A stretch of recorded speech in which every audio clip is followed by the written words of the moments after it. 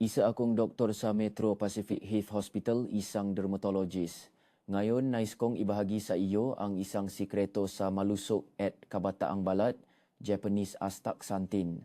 Ang astaxanthin ay isang malakas na antioksidan na nakuha mula sa natural na pulang algae na tumutulong na protektahan ang balat mula sa mga nakakapinsalang impluensya sa kapaligiran tulad ng UV rays at polusyon.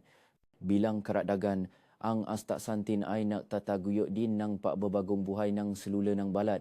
Binabawasan ang mga dark spot at pinapapantay ang kulay ng balat na nagbibigay sa iyo ng maliwanag, makinis at makulay na balat. Sa mga litas na sangkap, ang produktong ito ay angkop para sa lahat ng uri ng balat, kabilang ang sensitibong balat. Sa partikular, sinusuportahan din ng astaxanthin ang paggawa ng collagen na tumutulong sa iyong balat na manatiling matatag at mabawasan ang wrinkles. Kung nakahanap kang isang komprehensibong solusyon upang pagandahin at pangalagaan ang iyong balat mula sa loop, inirekomenda kong subukan mo ang paggamit ng Japanese astaxanthin. Ang epekto ay malinaw na mararamdaman pagkatapos lamang ng ilang linggo ng paggamit.